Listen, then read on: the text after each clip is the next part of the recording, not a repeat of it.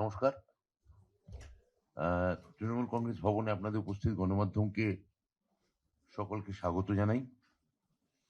আপনারা জানেন যে আজকে আমাদের দেশের মাননীয় প্রধানমন্ত্রী ব্রিগেডের সভা ছিল, রাজনৈতিক সভা।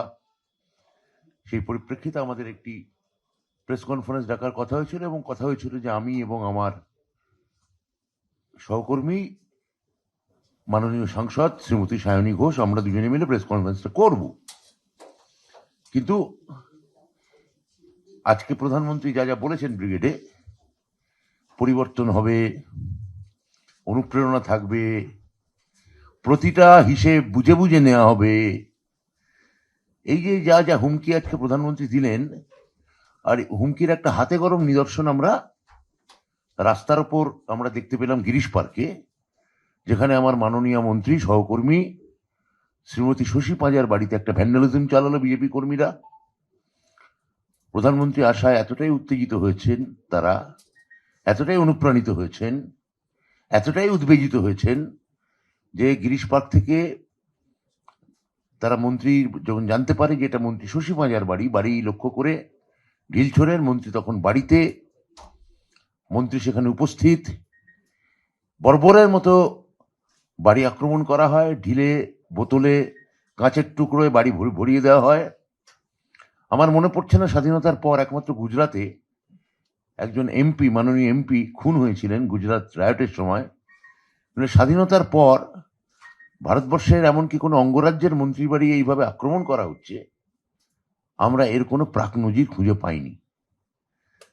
আমরা তাড়াতাড়ি আমি এবং সায়নী অনুরোধ করি আমাদের পার্টিকে যে যদি শশী পাঁজাকে আজকে কোনোভাবে আমাদের এই প্রেস কনফারেন্সে নিয়ে আসা যায়। শশীদি মারাত্মক অসুস্থ ছিলেন, দিদি আপনার ব্যান্ডেডটা একটু দেখাবেন, আর এই কাটার দাগ আছে সেগুলো দেখাবেন নিশ্চয়ই উনি।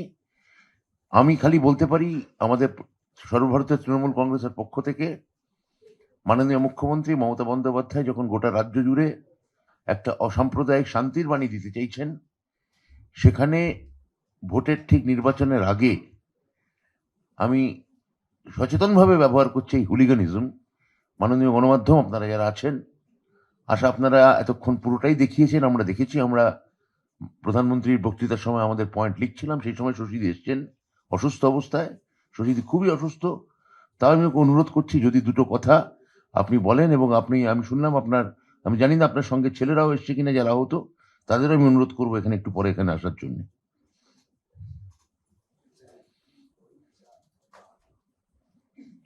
নমস্কার।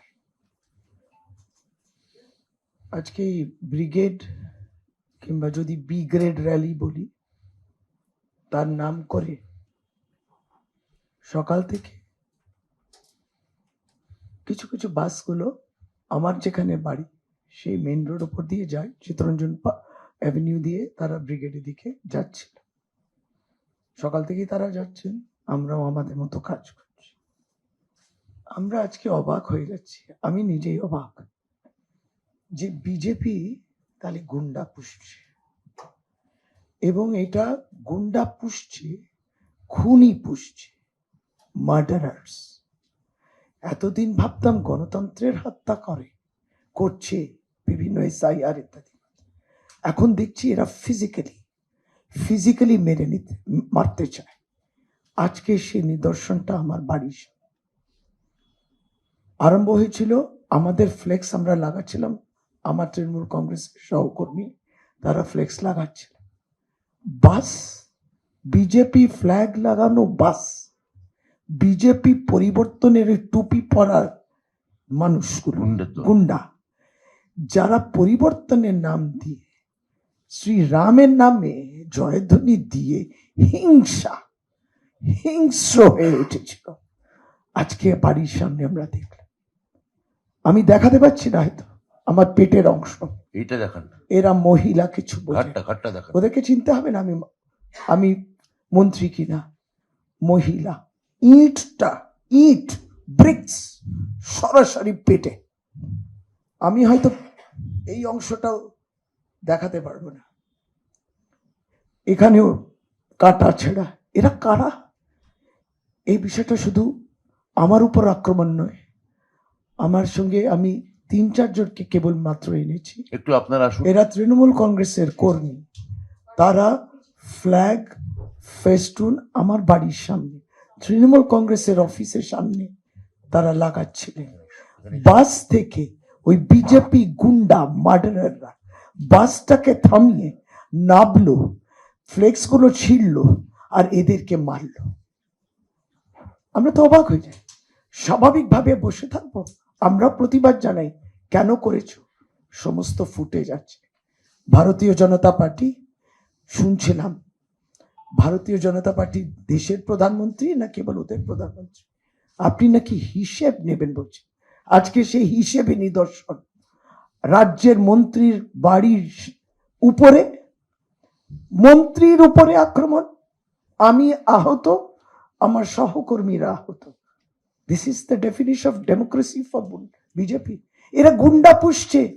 এই প্রত্যেকটি বিজেপি বাস যে যাচ্ছিল ফ্ল্যাগ লাগিয়ে, তার প্রত্যেকটি বাস থেকে বোতলবাজি, ইট, বড় বড় পাথর, বোম, লাঠি, সোটা, পুরো ইকুইপড। তারা এসছেন র্যালি করতে, প্রধানমন্ত্রী র্যালি, তিনি ভিভিআইপি, তার র্যালিতে এই সমস্ত ব্যবস্থা তারা নিয়ে যাচ্ছেন এগুলো।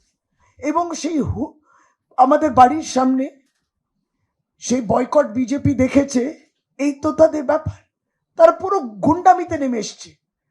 আমরা বাধ্য হলাম বাড়ির দরজাটা বন্ধ করতে। আমরা কাপুরুষ নই, কাপুরুষ তারা। পর উপদ্রব করলেন, আক্রমণ করলেন, আর প্রধানমন্ত্রী ভাষণে বলছে সব হিসাব লে লেগা।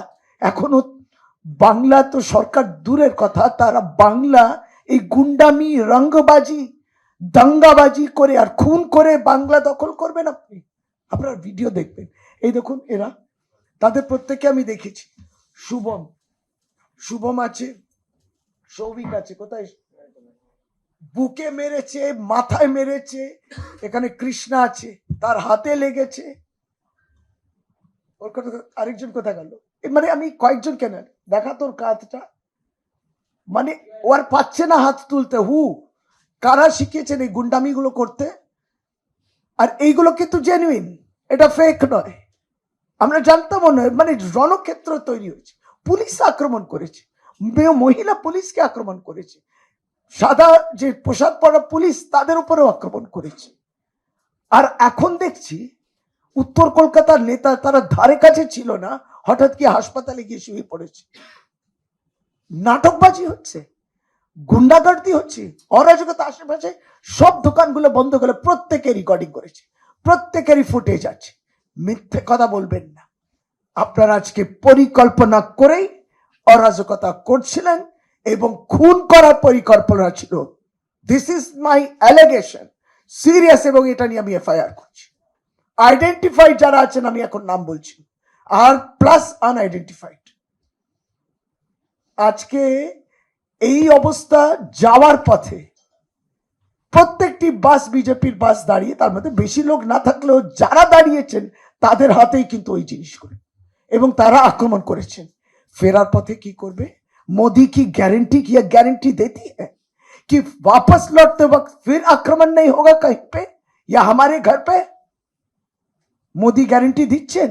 কি গ্যারেন্টি দিচ্ছেন আপনি? অরাজকতার গ্যারেন্টি, গুন্ডামির গ্যারেন্টি। আপনি ওদেরকে আশ্রয় দেবেন, ওদেরকে প্রশ্রয় দেবেন, ওই জয়দেব খানের মতো প্রশ্রয় দেবেন? এটাই তো দেখলাম। বিজেপির আসল চিত্র, চরিত্র, তাদের স্বতঃস্ফূর্ত ভাবে গুন্ডামি করা সবটা প্রকাশ্যে এসে গেছে। নেকেড, তোমার বাংলায় কিছু হবে না। এরা কারা? এরা কোত্থেকে এসছে?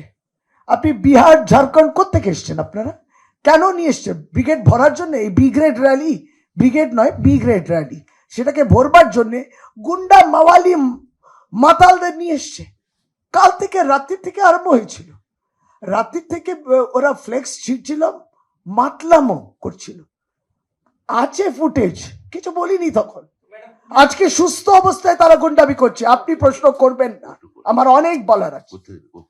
এইটা এসে বাংলার মাটিতে তারা এই গুন্ডামি করতে পারে না। They cannot do this, we will not allow. সুতরাং প্রশ্ন রয়ে যাচ্ছে এই বাসগুলো থেকে কোথায় কি বাস, কি নেম প্লেট, সমস্তটা চেক হবে। আপনি কাদেরকে নিয়ে র্যালি করছেন? প্রধানমন্ত্রী র্যালিতে এই সমস্ত জিনিস লাগে বুঝি? তার মানে তাদের নেতৃত্ব যারা হিংস্র কথা বলেন, সবসময় ভায়োলেন্স প্রপাগেট করেন, তারা এই সমস্ত শিখিয়ে দিচ্ছেন। আজকে এই পরিকল্পনা করে মন্ত্রীর বাড়ি, একজন মহিলা মন্ত্রীর, তার বাড়ির উপরে, অজিত পাঁজার বাড়ির উপরে, মমতা বন্দ্যোপাধ্যায়ের মহিলা মন্ত্রীর উপরে আপনি আক্রমণ করলেন। নারী বিদ্বেষের কথা পরিষ্কার বোঝা যায়, পরিষ্কার নারী অসম্মানের কথাও চলে আসে। আর এখন গিয়ে শুয়ে পড়ছেন কিছু পুরুষ নেতা, কাপুরুষ। ওদের ফুটেজ দেখান আপনারা, Footage কোথায় ছিল ওরা? না আমি আপনার আপনার প্রশ্নের এরা উত্তরে খুব অসুস্থ। এক সেকেন্ড সৌরভ, আমরা আমি এক্ষুনি নিজেই যাবো আপনাদের অসুস্থ কাছে, বোধ করছি। এক্ষুনি যাবো আপনাদের কাছে, উনি অসুস্থ। আপনারা প্রেস থেকে অনেকে এসেছিলেন, আমি সত্যি অসুস্থ বোধ করছি। এক সেকেন্ড, বিকজ তারা আমার বলবো আপনাদের পেটের উপরে মেরেছে ইট দিয়ে, এইখানে দিদি বলবেন। আমাকে ব্রাত্য আর সায়নী বললো তুমি দেখাবে না। না, আমি পেটটা দেখাতে বারণ করেছি, সেটা ঠিক আছে, মানে বাদ দিন। ভিডিওটা দেখবে না, আমি একটা কথা আমি বলে আপনাদের, অসহায়। এক সেকেন্ড, আমি আমি অসহায় না। পার্টি প্রতিনিধিকে বলবো আমাদের যদি ভিডিওটা একটু দেখান। তার আগে এক সেকেন্ড, একটা মন্ত্রীর বাড়ি 2-3টে পুলিশ থাকে, একটা মব 200-250 জনের মব যখন একটা বাড়ি অ্যাটাক করে, পুলিশরাও রক্তাক্ত হয়ে লুটিয়ে পড়েছে আজকে, সেই ছবি আপনাদের গণমাধ্যমে আমরা দেখেছি। তারপর যখন এসছে তখন ওদের অ্যারেস্ট করা হয়েছে, সরিয়ে নিয়ে গেছে, ইত্যাদি ইত্যাদি ইত্যাদি। সেটা নিয়ে আরো বিশদে সুশীদি অবশ্যই বলবেন। আমি আগে আমাদের পার্টিকে প্রতিনিধিকে অনুরোধ করব যে একটু ভিডিওটা যদি একটু দেখানো হয় আমাদের। পাল্টানো দরকার, পাল্টানো দরকার।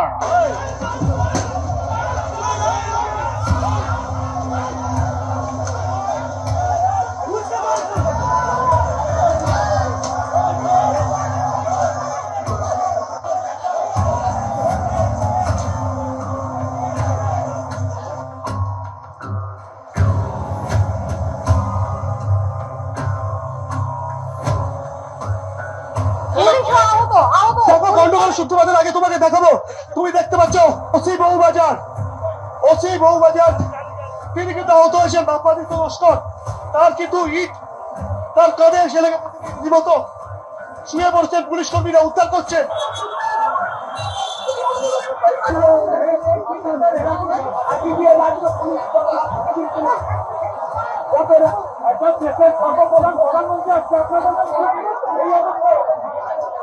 পরের বাসগুলো এসে নামলো, চিনি না ওদেরকে, নামলো, আমাদের এই তৃণমূল কংগ্রেসের সমর্থকরা যারা ছিল তাদেরকে মারলো, সাংঘাতিক ভাবে মারলো। তাদেরকে আমি নার্সিংহোমে পাঠিয়েছি।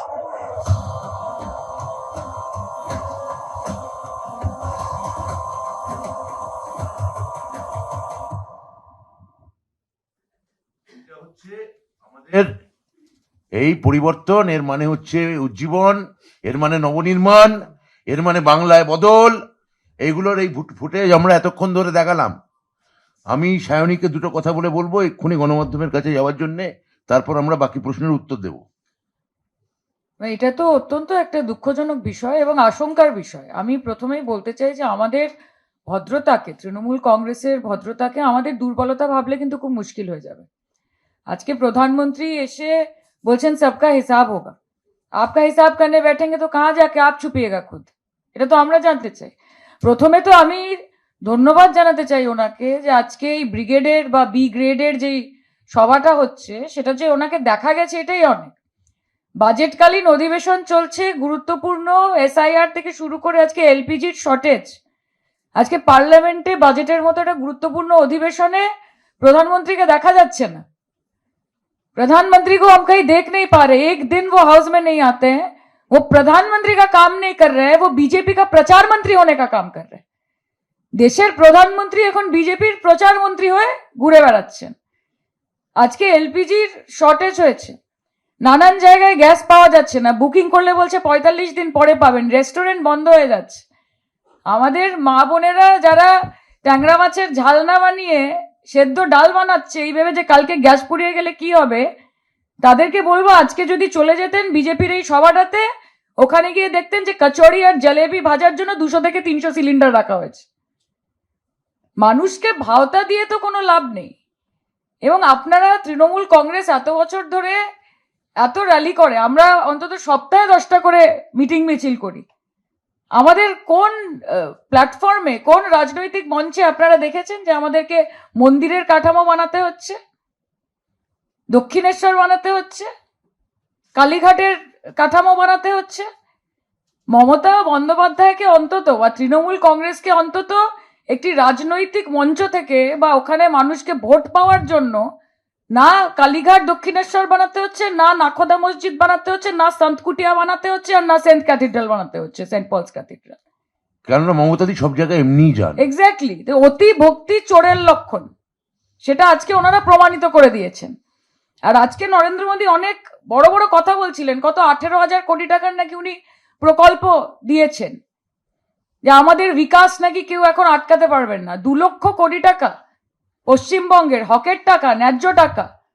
2 লাখ করোড় রুপয়ে বকায়া হ্যাঁ পশ্চিম বাঙ্গাল কা। জল জীবন মিশনের টাকা আপনারা দেন না, আটকে রেখেছেন। আবাস যোজনার টাকা হাজার হাজার কোটি কোটি টাকা আপনারা আটকে রেখেছেন। 100 দিনের কাজের টাকা দেওয়ার কথা আপনার দিচ্ছে মমতা বন্দ্যোপাধ্যায়, আপনি আটকে রেখেছেন। এখন ইলেকশনে সর্বশিক্ষা অভিযানের টাকা আপনারা আটকে রেখেছেন, মিড ডে মিলের টাকা আপনারা আটকে রেখেছেন। 2 লক্ষ কোটি টাকার কাছে 18,000 কোটি টাকার আপনারা এখন ললিপপ ধরিয়ে দিয়ে বলছেন যে আমরা পশ্চিমবঙ্গের পাশে আছি। এইগুলো বাংলার মানুষ খুব ভালো মতো বুঝে গেছে। এবং উনি আজকে অনেক কিছু বলছিলেন, আমি কয়েকটা ডেটা আপনাদেরকে শুধু দিতে চাই। বাংলার মানুষ জানে, যারা একটু টেক স্যাভি, যারা একটু নেট স্যাভি, যারা একটুখানি দেশের চর্চা করেন, দেশের রাজনীতির চর্চা করেন, বিজেপি শাসিত রাজ্যের যে কি অবস্থা এই গোটা ভারতবর্ষে, সেটা তারা খুব ভালো মতো জানেন। আপনারা আমাদেরকে বেকারত্বের ওপর, যে यहाँ पे लाख लाख युवाएं सब पलायन कर रहे हैं, तो देश से कितने लोग पलायन कर रहे हैं उसका हिसाब है आपके पास? আপনারা যদি আনএমপ্লয়মেন্ট রেট দেখেন, বেকারত্ব, তাহলে প্রথম দেখবেন যে Uttarakhand 8.9% unemployment, Andhra Pradesh 8.2% unemployment, Kerala 8%, Rajasthan rural unemployment 7.4%, urban unemployment 13.7%, পশ্চিমবঙ্গের সর্বনিম্ন বেকারত্বের হার 3.7%, মধ্যপ্রদেশে 7,500 কনস্টেবল পোস্টের জন্য 9,76,000 লোক অ্যাপিয়ার করেছে। আপনি আমাদেরকে জ্ঞান দেবেন যে পশ্চিমবঙ্গে বেকারত্বের হার বাড়ছে? আপনি এখানে তৃণমূলকে বলছেন কাটমানি না নিলে তৃণমূলের সংসার চলে না, নিজেরা একেবারে দুর্নীতির পাহাড়ের চূড়োর ওপর বসে আছেন। আপনারা আমাদেরকে দুর্নীতির কথা বলবেন? সর্বোচ্চ স্ক্যাম ইলেকটোরাল বন্ড 8,400 কোটি টাকা, ব্যবসায়ী প্রতিষ্ঠানদেরকে ইডি সিবিআই নানান রকম এজেন্সির ভয় দেখিয়ে তাদের কাছ থেকে টাকা তোলেন।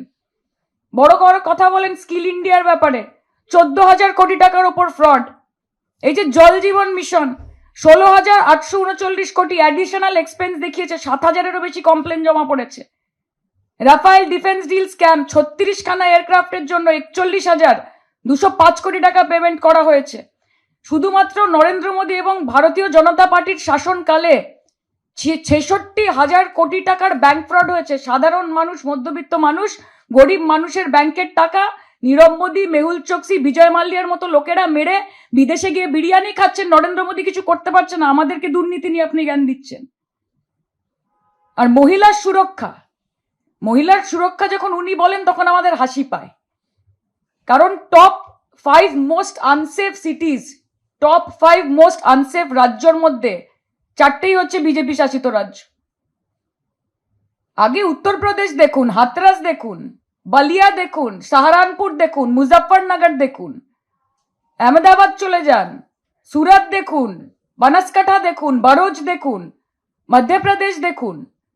তারপর আমাদেরকে বলবেন আপনাদের শাসনকালে 46%, বিগত 10 বছরে 46% মহিলাদের ওপর অত্যাচারের ঘটনা বেড়েছে। মমতা বন্দ্যোপাধ্যায় পিঙ্ক পেট্রোলিং করছে নারীকে সুরক্ষা দেওয়ার জন্য, নারী নিরাপত্তা দেওয়ার জন্য। রাত্রিরের সাথী করেছেন, অপরাজিতা অ্যান্টি রেপ বিল পাস করার জন্য আপনাদের রাষ্ট্রপতি, মহামহিম রাষ্ট্রপতির কাছে পড়ে আছে 1.5 বছর ধরে। অপরাজিতা অ্যান্টি রেপ বিল উনি পাস করেন না কেন? কারণ উনি ভারতবর্ষের রাষ্ট্রপতি নন, উনি বিজেপির রাষ্ট্রপতি। পাছে অপরাজিতা অ্যান্টি রেপ বিল পাশ হয়ে গেলে মমতা বন্দ্যোপাধ্যায়ের একটু নাম হয়ে যায়, সেই ভয় একটা বিল যেটা অত্যন্ত জরুরি নারী নিরাপত্তার জন্য সেটাকে আটকে রেখে দিয়েছেন। আপনারা আমাদেরকে এই বড় বড় কথা, মানুষ হাসে আসলে, लोग हंसते हैं आप पे कि आप ऐसे ये डेली जो पैसेंजरी है जो आप करते रहते हैं, ट्राम आपका है, ट्रेन आपका है, प्लेन आपका है, प्राइवेट जेट आपका है, रेलवे आपका है, लेकिन आप ट्रम्प का है। वो लेकिन तो आप ट्रम्प का। का- सुनिए, सबसे बड़ी बात है कि आपको महत्वपूर्ण विषयों पर चर्चा नहीं करनी है। आप सीनाजोरी पश्चिम बंगाल में आके दिखा रहे हैं। हमारी माननीय महिला मंत्री, आप बंगाल में कदम रखते के साथ साथ उनके घर पे हमला हो रहा है। तो यहां पे आपका 56 इंच का सीना हमको दिख रहा है, लेकिन डोनाल्ड ट्रंप के सामने नहीं दिख रहा है कि एक दूसरे देश का राष्ट्रपति हमको आके बोल रहा है कि हम किससे तेल खरीदेंगे, हम कितने पैसे में खरीदेंगे, कितने दिनों के अंदर खरीदेंगे, किससे दोस्ती करेंगे, किससे दुश्मनी करेंगे, ये ट्रंप आके हमको बोलेगा। तब आपका 56 इंच का सीना आपका दिखता नहीं है। लेकिन हमारी माननीय मंत्री, आप টার্গেট কিসকো করনে, আমরা এটা জানতে চাই। আপনারা যদি মনে করেন যে অশান্তি করে পশ্চিমবঙ্গে আপনারা জিততে পারবেন, এটা এটা আপনারা পারবেন না।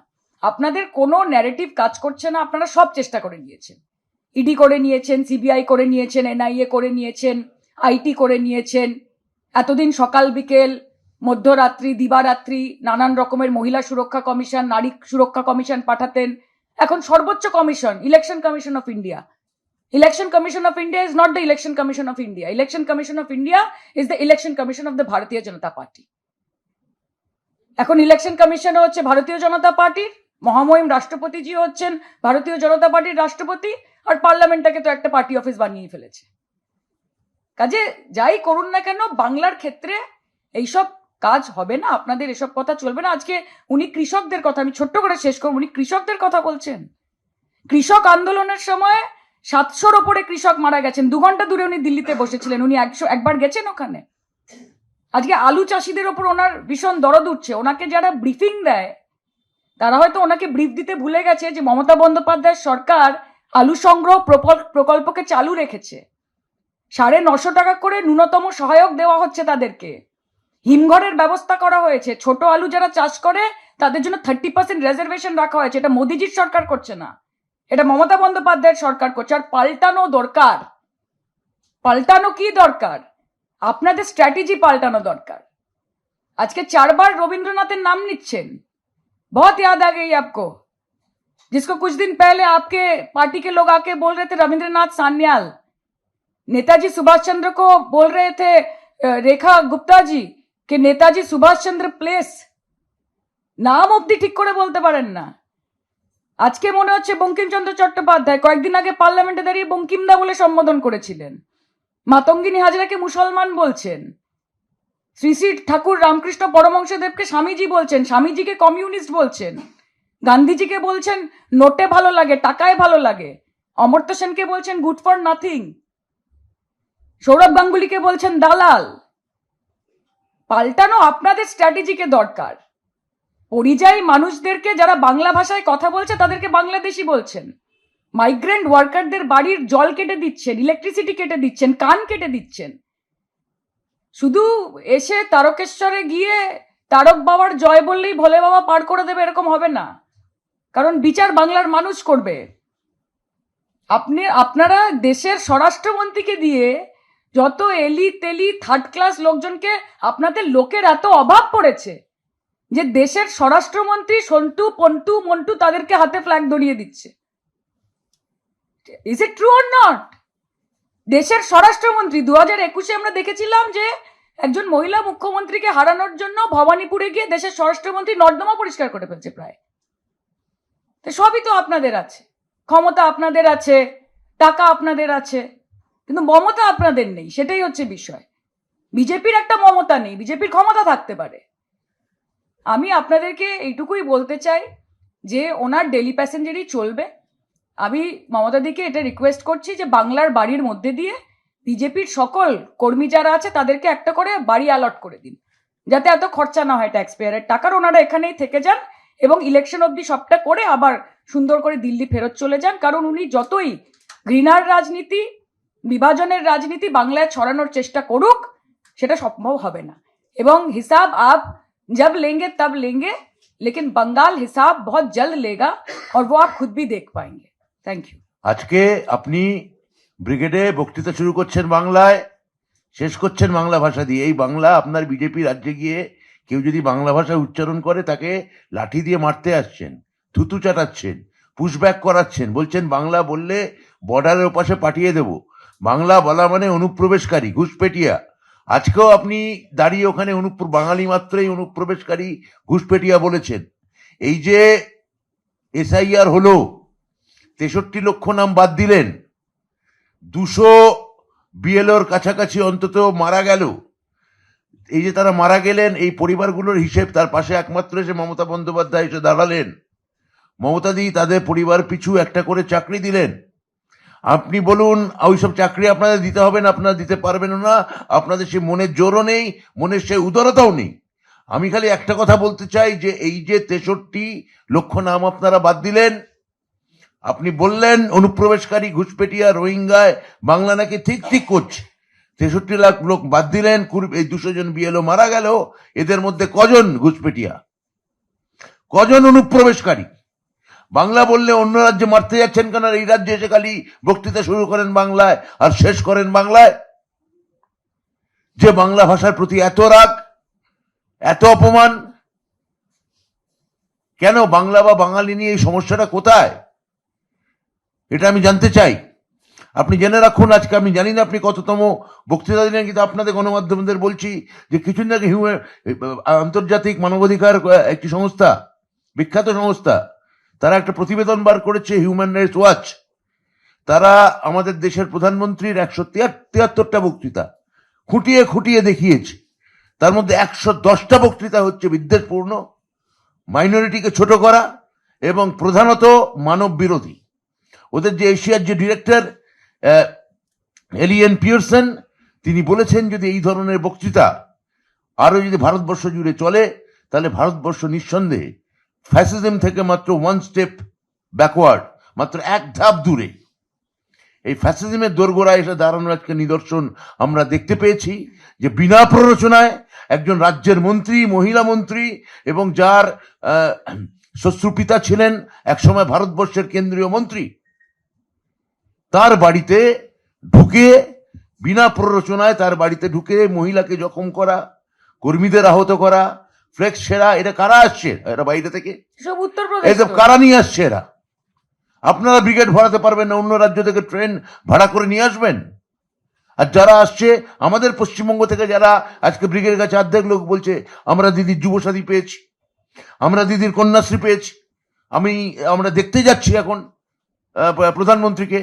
ভাই দেখুন, আপনি বারে বারে মুখ দেখান, ডেলি প্যাসেঞ্জারই হন, আপনি ট্যুরিজম মিনিস্টার হয়ে এখানে বারবার আসুন, পরিযায়ী টুরিস্ট হয়ে, কোনো আপত্তি নেই।